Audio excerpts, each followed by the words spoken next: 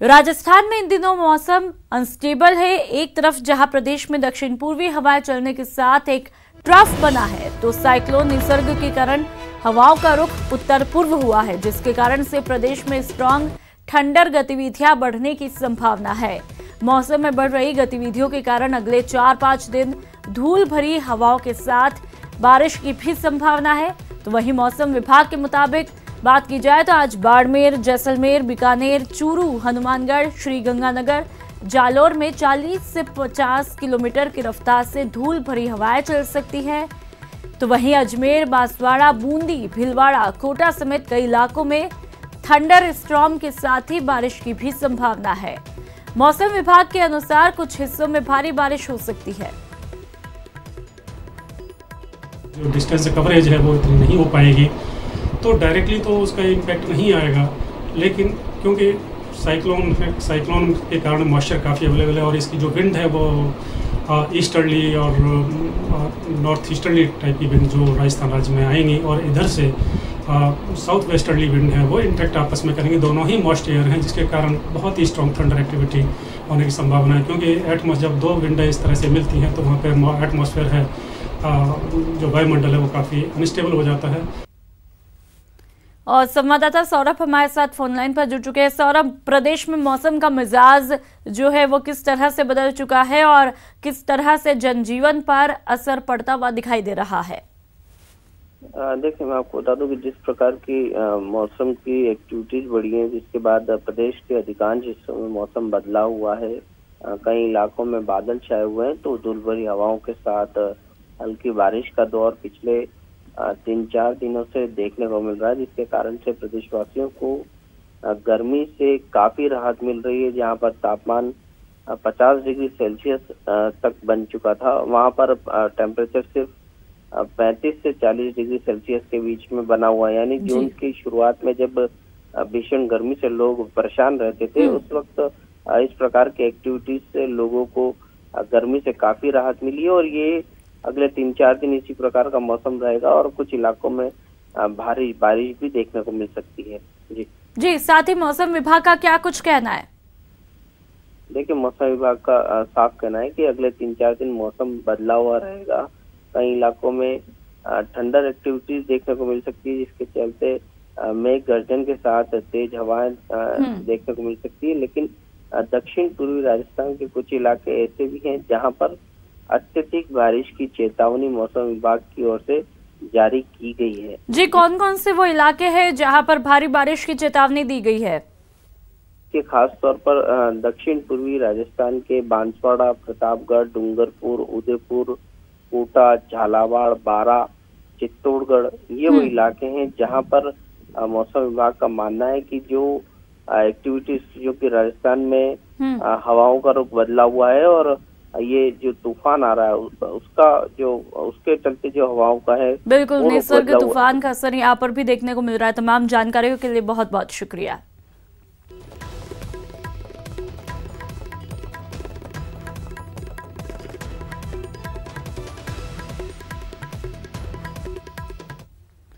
राज्य सरकार टिड्डियों पर अब तक का सबसे बड़ा स्ट्राइक करने जा रही है, जिसको लेकर रणनीति भी तैयार की जा चुकी है। टिड्डी नियंत्रण को लेकर सीएम आवास पर बैठक हुई, जिसमें टिड्डियों के खात्मे का प्लान बनाया गया। राज्य सरकार जल्द ही 100 अग्निशमन वाहन खरीदेगी। एसडीआरएफ से ये वाहन खरीदे जाएंगे। तो वहीं एसडीआरएफ से जिला कलेक्टर्स को 1 करोड़ 47 लाख रुपए दिए जाएंगे, जिससे स्थानीय स्तर पर ट्रैक्टर माउंटेड स्प्रे किराए पर लिए जा सकेंगे। साथ ही टिड्डी नियंत्रण में स्टाफ की पूर्ति के लिए कृषि विभाग में 290 सहायक कृषि अधिकारियों और 1900 कृषि पर्यवेक्षकों की भर्ती प्रक्रिया भी जल्द की जाएगी। तो वहीं सरकार ने 2800 ट्रैक्टर ऑपरेटेड स्प्रे मशीन लगाने का भी फैसला किया, जिसके लिए 800 ट्रैक्टर किराए पर लिए जा चुके हैं। तो वहीं बैठक में कृषि मंत्री और राजस्व मंत्री ने कहा, टिड्डियों के नियंत्रण के लिए पैसे और संसाधनों की कमी नहीं है।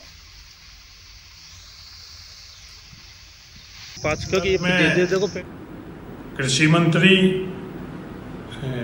वन मंत्री व चीफ सेक्रेटरी और अन्य अधिकारियों के साथ आज बैठक हुई। राजस्थान के सरकार की तरफ से संसाधनों की पूरी व्यवस्था करी गई है। आने वाले समय के अंदर जन भागीदारी कैसे सुनिश्चित करें और प्रशासनिक तौर पर उसका उपयोग कैसे किया जाए, ये फैसले लिए गए।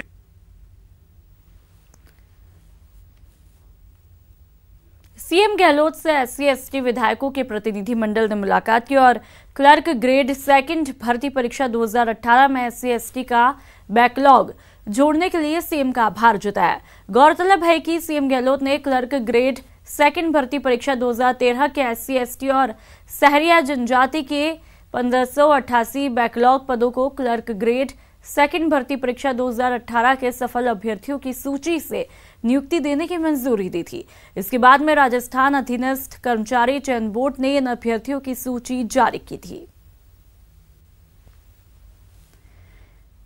गहलोत सरकार राजस्थान के सरकारी कर्मचारियों को बड़ी सौगात देने जा रहे हैं। दरअसल सीएम राजस्थान आवासन मंडल के माध्यम से राज्य कर्मचारियों को मुख्यमंत्री आवासीय योजना की सौगात देने जा रहे हैं। राजस्थान आवासन मंडल के आयुक्त पवन अरोड़ा ने बताया कि राज्य सरकार के कर्मचारियों के लिए जयपुर के प्रतापनगर में 2 और 3 BHK साइज के 624 फ्लैट बनेंगे। साथ ही आपको बता दें कि 11 शहरों में 17 आवासीय योजना एक साथ लॉन्च की जाएंगी।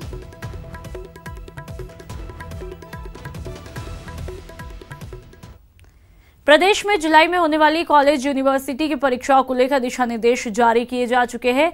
उच्च शिक्षा विभाग की तरफ से दिशा निर्देश जारी किए गए, जिसके मुताबिक जुलाई माह में यूजी और पीजी लास्ट ईयर की परीक्षाएं होंगी। तो वहीं फर्स्ट और सेकंड ईयर के छात्रों को प्रोविजनली प्रमोट किया जाएगा। तो वहीं कॉलेज यूनिवर्सिटी में 2 पारियों में ये परीक्षाएं आयोजित होंगी। एग्जाम सेंटर्स को परीक्षा से पहले सैनिटाइज करवाना होगा। तो वहीं परीक्षा के दौरान सोशल डिस्टेंसिंग का पालन करना होगा। विद्यार्थियों और टीचर्स को मास्क लगाना अनिवार्य होगा। उच्च शिक्षा विभाग के निर्देश के मुताबिक CBSE और RBSE के रिजल्ट के बाद यूजी में एडमिशन शुरू हो जाएंगे। तो पीजी में एडमिशन यूजी थर्ड ईयर के रिजल्ट के बाद होंगे। यूनिवर्सिटी की वेबसाइट पर कंटेंट भी अपलोड करना होगा।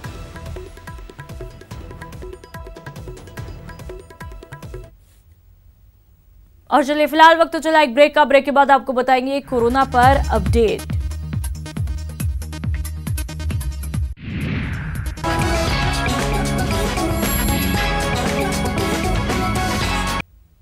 ब्रेक के बाद आपका स्वागत है। और चलिए अब आपको प्रदेश में कोरोना पर अपडेट दे देते हैं। राजस्थान में कोरोना के 9,652 मरीज हुए और प्रदेश में अब तक 209 लोगों की मौत हुई। तो वहीं 24 घंटे में 279 नए पॉजिटिव मामले मिले। ठीक होने के बाद 6,208 लोग डिस्चार्ज भी किए जा चुके हैं। तो वहीं प्रदेश में अब कुल 2,752 एक्टिव मामले हैं।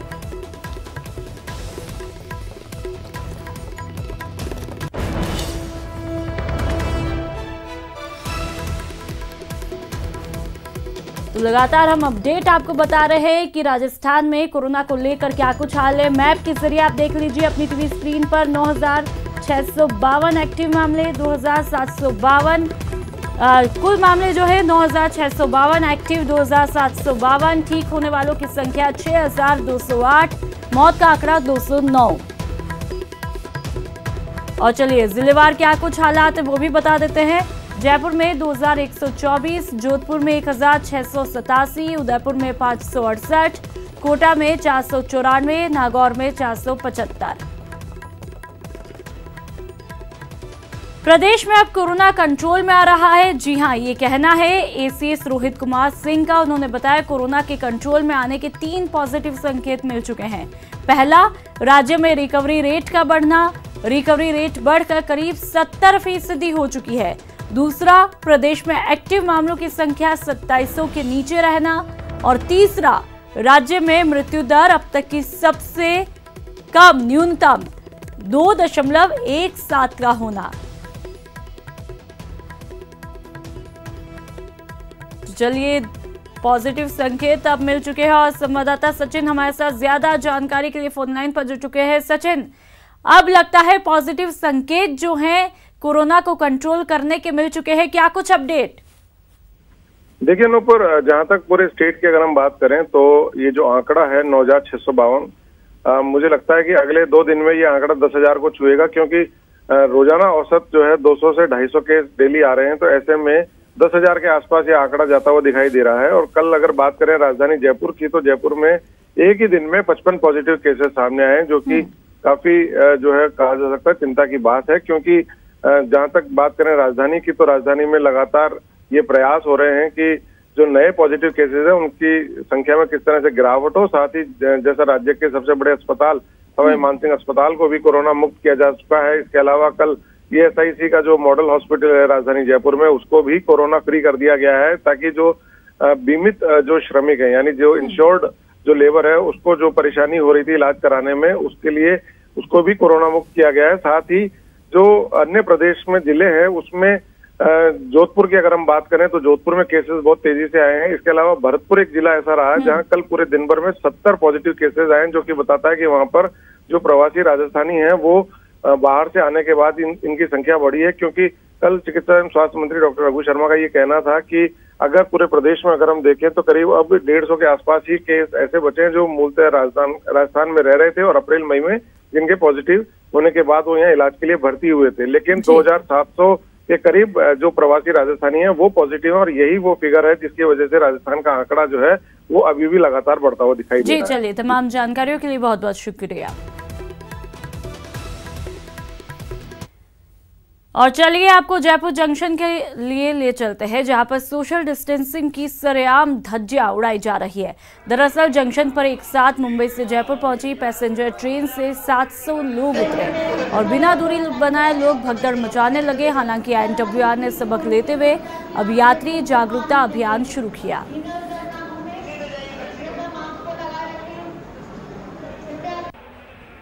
स्टेशन पर काफ़ी अच्छे से हैंडल करके और 10 मिनट में हमने इंश्योर किया कि सबकी स्क्रीनिंग भी हो जाए, और 10 मिनट के अंदर जो है इवैक्यूएशन को हमने इंश्योर किया। 3 गेट हमने इवैक्यूएशन के लिए खोले और इंश्योर किया कि सभी यात्रियों में सोशल डिस्टेंसिंग मेंटेन रहे और वो सेफली स्टेशन से बाहर जा पाए और किसी भी प्रकार की स्टेशन पर भीड़ ना लगे। और चलिए अब आपको एक ऐसे निशानेबाज से मिलवाते हैं जिनकी निशानेबाजी और निशाने लगाने के तरीके को देखकर हैरान रह जाएंगे। जी हाँ, अक्सर आपने लोगों को सीधे निशाना लगाते देखा होगा, लेकिन हम आपको मिलवाते हैं नागौर के निम्बी जोधा गांव की निशानेबाज निर्मल जोधा से, जो कि मोबाइल के स्क्रीन में देखकर निशाना लगाती है। और अगर आपको विश्वास नहीं हो रहा तो आप इन तस्वीरों को गौर से देखिए। निर्मल जोधा अपने मोबाइल के स्क्रीन में देखकर सटीक निशाना लगा रही हैं। देखिए, सोशल मीडिया पर भी निर्मल के निशाने के किस्से चर्चा का विषय बने हुए हैं। हर कोई उनकी निशानेबाजी की इस कला को देखकर हैरान रह जाता है। निर्मल बताती है कि उन्हें निशानेबाजी विरासत में मिली, लेकिन कोरोना काल में उन्होंने कैमरे में देखकर निशाना लगाना सीखा। निर्मल अपनी बेटी दिया सोलंकी को भी निशानेबाजी के गुर सिखा रही हैं।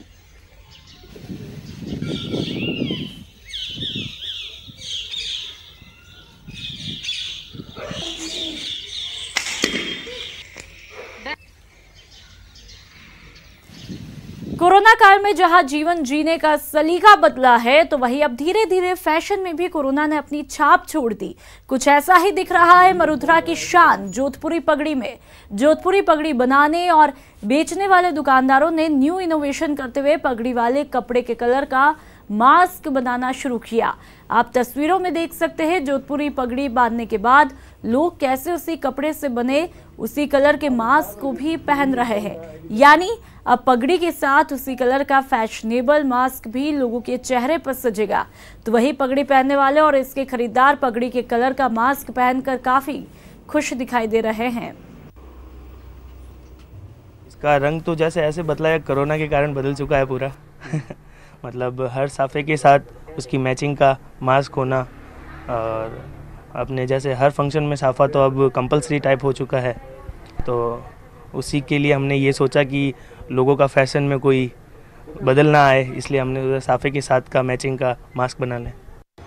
पगड़ी राजस्थान की आन बान और शान है और ख़ास तौर पर जोधपुरी साफा पूरी दुनिया में विश्वविख्यात है।